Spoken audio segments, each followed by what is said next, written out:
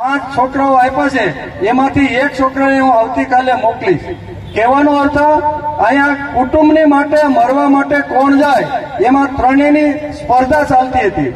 બાપ કે હું જાઉં, ત્યારે દીકરો કે તમારે બાપા જવાનું નથી, તમે નાનાનો મોટો કર્યો, તમે મને પંપાયો અને તમે જાઓ તો આ ઘરની અંદર કમાઈને આ ઘરને ઉજળું કોણ રાખશે? ત્યારે એની બા કહેશે કે તો હું જાઉં. માં તારે પણ જવાનું નથી. એની જગ્યાએ દીકરો કહેશે હું જાઉં. આ મરવાની વાત છે. અને મરવાની જે વાત હોય ને એને ખરેખર કુટુંબની અંદર એકાબીજા પ્રત્યે ભાવ, એકાબીજા પ્રેમ, આવી રીતનું આદર્શ કુટુંબ જે હોય એ ખરેખર આદર્શ કુટુંબ કહેવાય. તેથી મને જેને પ્રેમ કર્યો છે, મને જેને જન્મ આપ્યો છે અને જન્મ આપી અને 20-25 વર્ષ સુધી જેને મને પંપાયો છે અને પંપાયા પછી જયારે લગ્ન કરે છે ત્યારે એ ઘરની અંદર ઘણીવાર મા બાપને ભૂલી જતો હોય છે. ઘણીવાર બધા કુટુંબમાં એવું હોતું નથી, પણ ઘણા ખરા મોટા ભાગના કુટુંબની અંદર જ્યાં સુધી મેં લગ્ન નહોતા કર્યા ત્યાં સુધી મારી માં સવારમાં રોજ મને ટિફિન તૈયાર કરી દેતી હતી, મારા કપડાં ધોઈ દેતી હતી, મારા નાના મોટા ઘણા બધા કામ કરતી હતી. તેથી માં ઉપર મને વિશેષ પ્રકારનો પ્રેમ હતો. પણ હવે કપડાં ધોવાવાળી આવી ગઈ, પછી રસોઈ બનાવવાળી આવી ગઈ, ટિફિન ભરવાવાળી આવી ગઈ અને પછી માને કે હવે મારી તારી કાંઈ જરૂર નથી. જ્યાં સુધી જરૂરિયાત હતી ત્યાં સુધી આ યુવાન છે એ માને બહુ જ પ્રેમ કરતો હતો, મા પ્રત્યે બહુ જ ભાવ રાખતો હતો.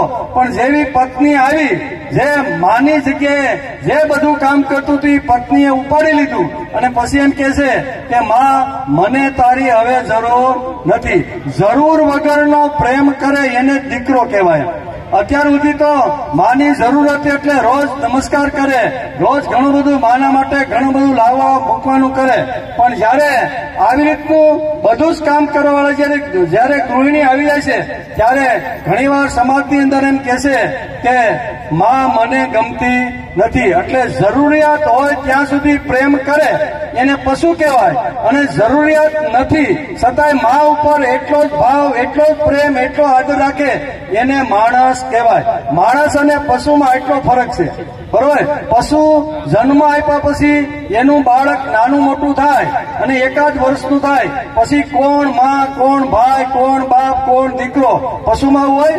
પછી કૂતરાનો સંસાર હોય કે પશુ ગાય બળદનો સંસાર હોય, પણ એ સંસારની અંદર કોણ ભાઈ, કોણ માં, કોણ બાપ એ કોઈ પ્રકારની સમજ હોતી નથી. તો ઘરની અંદર પણ જો આવી રીતનું હોય તો આપણે સમજવાનું કે હજી આપણામાં કંઈક ઘણો મોટો ફરક છે.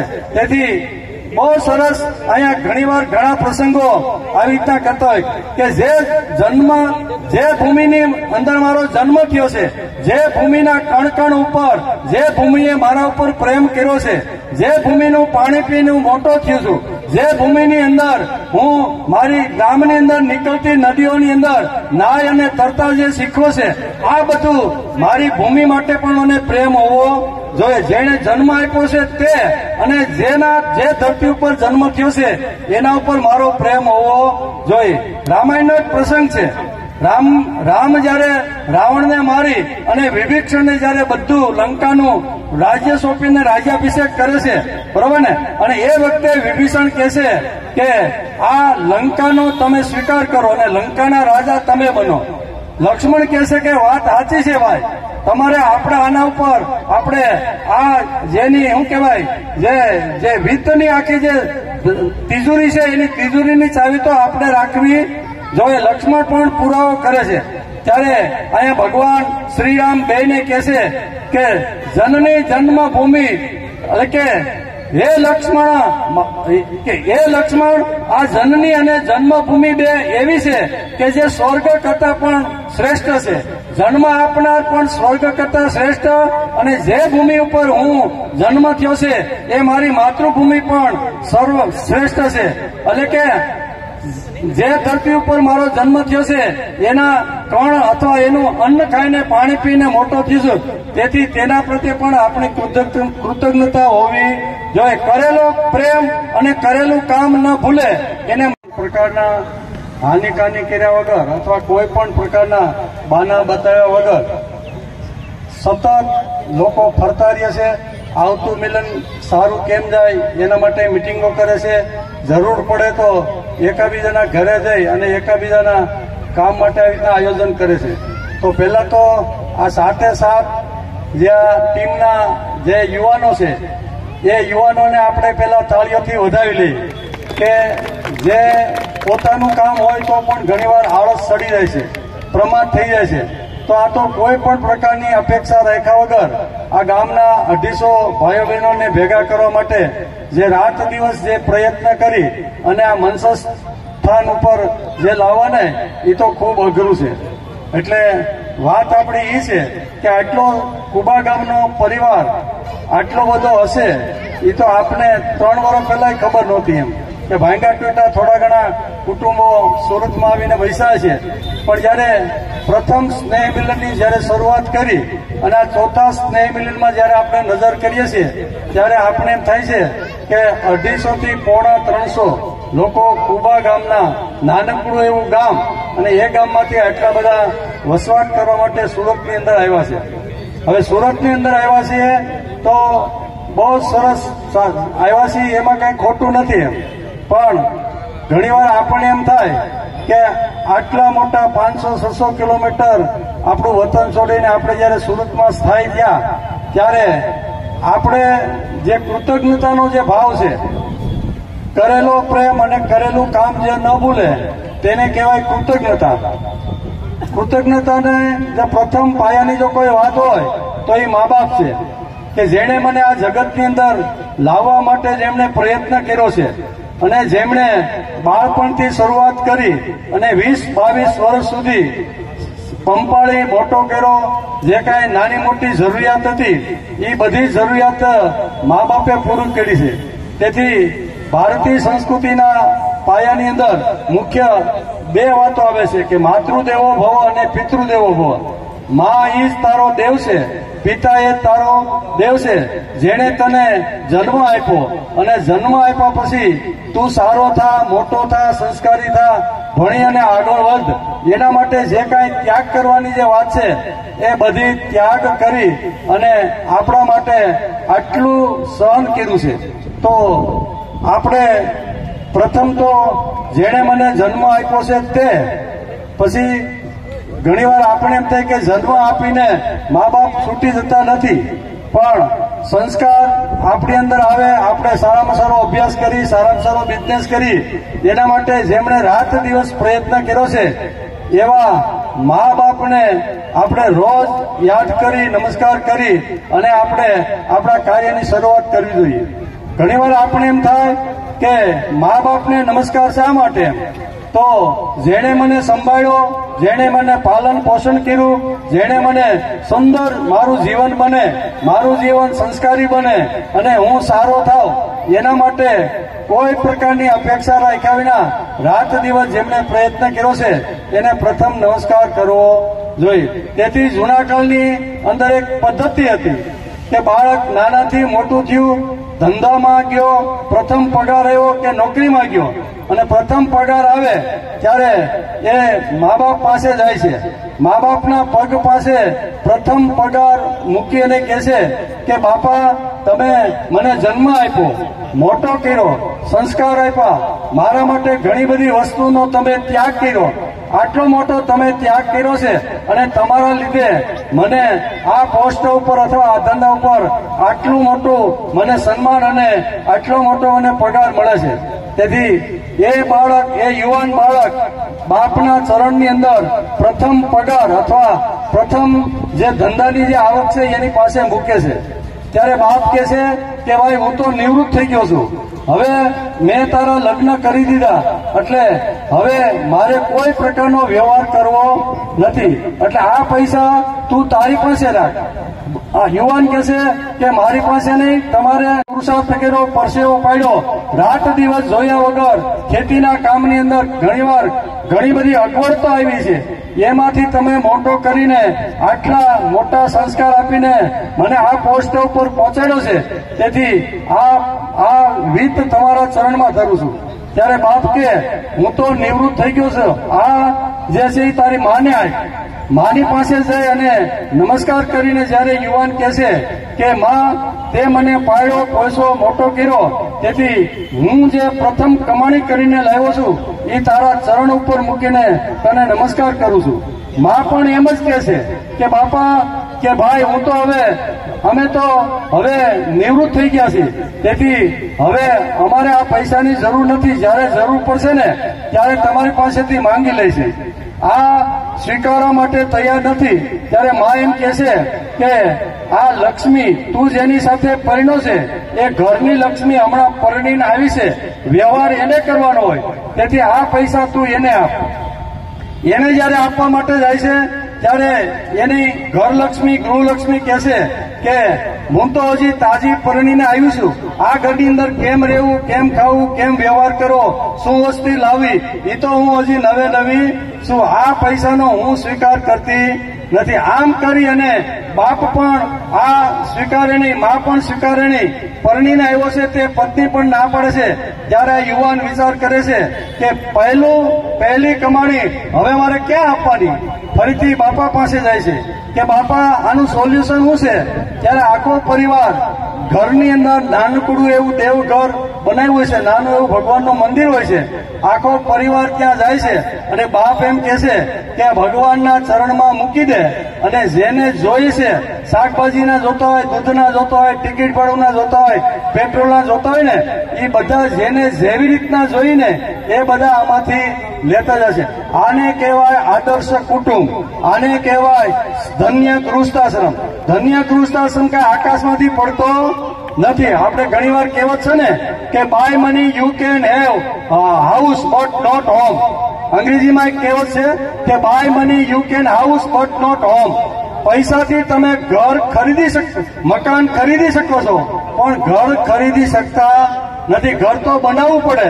ઘરની 5 દિવાલની વચ્ચે જે 5-10 કુટુંબનો જે પરિવાર હશે એની અંદરો અંદર આત્મીયતા હોય છે, ભાવ હોય છે, એકાબીજા માટે ત્યાગ કરવાની વૃત્તિ હોય છે અને એકાબીજા માટે સમર્પણની ભાવના હોવી જોઈએ. આને કહેવાય ઘર, આને કહેવાય કુટુંબ, આને કહેવાય પરિવાર, આને કહેવાય ધન્ય ગૃહસ્થાશ્રમ. અને આવું સુંદર વર્ણન મહાભારતની અંદર બહુ સરસ વ્યાસે લખ્યું છે કે જે વખતે પાંડવોનો 13 વર્ષનો વનવાસ હતો અને વનવાસની અંદર એક ગામડાની અંદર એક બ્રાહ્મણ કુટુંબની અંદર આ લોકો રહેતા હતા અને એવા સમયે એ ગામની અંદર એક રાક્ષસ રોજ આવે અને ઘણા બધા માણસોને મારી અને ખાઈને વયો જાય. ત્યારે ગામવાળાએ નક્કી કર્યું કે રોજ આ આવે છે, જરૂર વગરના માણસોને મારે છે, તો આખું ગામ ભેગા થઈ અને એ રાક્ષસ પાસે એને નક્કી કર્યું કે ભાઈ તારે રોજ આવવાનું નહીં, રોજ અમે તને એક ગાડું શું કહેવાય લાડવાનો એક માણસ અને આવી રીતનો તને ખોરાક માટે મોકલશું, પણ તારે નકામા મારવાનો પ્રયત્ન કરવો નહીં. ગામે નક્કી કર્યું અને નક્કી પ્રમાણે વારાફરતી દરરોજ એક કુટુંબમાંથી એકનો વારો આવે. આ પાંડવો કુંતા માતા જે ઘરની અંદર રોકાણા છે એ ઘરનો તે દિવસે વારો હતો અને એના ઘરમાંથી 3 જણા તો જતા રહ્યા હતા અને હવે છેલ્લો એક યુવાન બાકી રહ્યો હતો. હવે બાકી રહ્યો હતો એટલે પછી પ્રયાણ કરે છે અને રાતના રડતા રહેલા છે અને રડતા રહેલા ને કુંતી માતા રાતના 12 વાગે દરવાજે કાન નાખીને જોવે છે તો એક આ બ્રાહ્મણ અને બ્રાહ્મણ પત્ની રડે છે, સાથે યુવાન દીકરો છે. હવે આ આવતીકાલે જવાનો છે. આવું રડવાનું જયારે રુદન ચાલુ કર્યું ત્યારે કુંતા માતા એની પાસે જાય છે. દરવાજો ખખડાવે છે રાતના 12 વાગે અને 12 વાગે ખખડાવી અને રુદનનું કારણ પૂછે છે. કારણ એને સમજાવ્યું, કરેલો પ્રેમ અને કરેલું કામ જે ભૂલી જાય એને પશુ કહેવામાં આવે છે. પશુ અને માણસમાં ફક્ત આટલો જ ફરક છે. તેથી શાસ્ત્રકારો બહુ સરસ રીતે આપણે સમજાવે છે કે આદર્શ કુટુંબ કેવું હોય, આદર્શ દાંપત્ય જીવન કેવું હોય, આદર્શ ગૃહસ્થાશ્રમ કેવું હોય, એનું સુંદર મજાનું વર્ણન ભારતીય સંસ્કૃતિમાં અનેક ગ્રંથોની અંદર રહેલું છે. સીતાને વનવાસ મળ્યો નહોતો, રામને વનવાસ મળ્યો હતો. રામ જે વખતે અયોધ્યા છોડીને વનમાં જવા માટે તૈયાર થઈ ગયા ત્યારે સીતાએ પણ કીધું કે હું પણ તમારી સાથે આવું છું, જ્યાં મારો પતિ ત્યાં હું જઈશ. એમ આવા આ રામાયણની અંદર આ ખાલી રામના જે વિચારો છે અથવા રામનું જે જીવન છે એ જીવનની સાથે આપણે આપણા જીવનને સરખાવવાનો માણસે પ્રયત્ન કરવો જોઈએ. એટલે આવા ઘણા બધા ઘટનાઓ બનતી હોય છે. તેથી આદર્શ ગૃહસ્થાશ્રમ કેવો, આદર્શ ઘર કેવો, તો કે પતિનું કર્તૃત્વ અને સ્ત્રીનું સમર્પણ આ બે મળે ત્યારે એને ગૃહસ્થાશ્રમ કહેવાય. સંસાર કોને કહેવાનો? સંસાર એટલે ગોઠાની અંદર બે બળદ બાંધ્યા હોય, એ જો ખાલી રહેતા પીતા ખાતા પીતા હોય તો એને સંસાર કહેવાય નહીં. પુરુષનું કર્તૃત્વ અને સ્ત્રીનું સમર્પણ આ બેનો સરવાળો થાય છે સંસાર. તો અમારા સંસારની અંદર માણસ પ્રયત્ન કરે, પુરુષાર્થ કરે, તસ્યમ પૃથ્વીમ સર્વામ વિતસ્ય પૂર્ણસ્યાત. આ પૃથ્વીને પાટું મારીને રોટલો પેદા કરી અને આવી રીતનું જે કર્તૃત્વ જે નિર્માણ કરે એને પુરુષ કહેવાય. અને આ કર્તૃત્વ નિર્માણ થયા પછી એમાંથી જે વિત્ત આવે, એમાંથી જે સંપત્તિ આવે, એમાંથી જે ધન આવે અને એ ધનનું સારી રીતે અહીંયા ગૃહિણી એ સારી રીતે સંભાળીને આખો સંસાર વ્યવહાર સંભાળે છે, એને જ આવી રીતનો સંસાર કહેવામાં આવે છે. તેથી પુરુષનું કર્તૃત્વ, સ્ત્રીનું સમર્પણ આ બંને જયારે ભેગું થાય છે ત્યારે એને ખરો ગૃહસ્થાશ્રમ કહેવામાં આવે છે. તેથી રામાયણની અંદર પણ ઘણીવાર આ બધા પ્રસંગો આપણે જોતા હોય છે કે સાનંદ સદનમ સુતાસ્ય સુધિય કાંતા પ્રિયા ભાષિણી સન્મિત્રો સ્વયો સિતિરતિ આજ્ઞા પરા સેવકા આતિથ્યમ શિવ પૂજનમ પ્રતિદિનમ મિષ્ટાન પાનમ સાધો સંગમ ઉપાસતે ધન્ય ગૃહસ્થાશ્રમ. આ ધન્ય ગૃહસ્થાન જો બનાવવાનો હોય તો આ 9 વાતો દરેક ઘરની અંદર, દરેક કુટુંબની અંદર, દરેક પરિવારની અંદર, દરેક દાંપત્ય જીવનની અંદર આ 9 વાતો જો આવે ને તો આદર્શ ગૃહસ્થાશ્રમ માણસનું નિર્માણ થાય છે. ઘણી બધી વાતો છે, ઘણા બધા કાર્યક્રમો કરવાના બાકી છે. સમયને ધ્યાનમાં રાખીને મૂળ વસ્તુ એ છે કે આપણે જે 250 થી પોણા 300 બાળકોથી માંડી અને ભાઈઓ અને બહેનો જે ભેગા થયા છે, બરોબર ને, તો એ ભેગા થવા માટે, ભેગા કરવા માટે જેમણે રાત દિવસ તનતોડ મહેનત કરી થાક્યા વગર, બરોબર ને, બપોરના 3 વાગે બોલાવો તો 3 વાગે આવે, બપોરના 12 વાગે બોલાવો તો 12 વાગે આવે, પોતાનો ધંધો વ્યવસાય છોડી અને આવી રીતનું કોઈ પણ પ્રકારની અપેક્ષા રાખ્યા વગર આ કામ કરવું એ બહુ અઘરું છે. અને આવું અઘરું કામ જે આ 7 યુવાનો રાત દિવસ જે પ્રયત્ન કરે છે એના માટે તો એક તાળી થઈ જવી જોઈએ. કેવી? બરોબર, આપણે કદાચ સમય આપી ન શકીએ, આપણે તો એમ કે ભાઈ 10,000 રૂપિયા લઈ જાની, મને તું બોલાયમાં, એમ કરીને આપણે ઘણીવાર છૂટા થઈ જતા હોય છે. પણ આ બધાને ભેગા કરવા, એ બધા શિલ્ડની ગોઠવણી કરી, પુસ્તકોની ગોઠવણી કરી, આ કયા વિદ્યાર્થીનો કયો આ બધું કરવું બહુ અઘરું છે. એટલે જેમણે આ પુરુષાર્થ કર્યો છે, જેણે પ્રયત્ન કર્યો છે, જેણે મહેનત કરી અને આ સ્નેહ મિલન ખૂબ સારી રીતે સારું જાય એના માટે રાત દિવસ આ લોકોએ જે પ્રયત્ન કર્યો છે એને તો ખરેખર આપણે આજના દિવસે એને યાદ કરી લેવા જોઈએ. ઘણી બધી વાતો છે. પરેશભાઈ પણ શું કહેવાય હામાં ડોળા કાઢે છે કે દાદા મૂકો ને તો હવે હું હમણાં આવું. એમ તમે તો માઇક મૂકતા નથી. તો આપણે હવે અલ્પેશભાઈને કહી કે તમારે જે કાંઈ આગળનો જે કાંઈ પ્રોગ્રામ હોય, કાર્યક્રમ હોય એનો તમે અમને થોડીક કહો એટલે એ પ્રમાણે કાર્યની આગળની શરૂઆત થાય.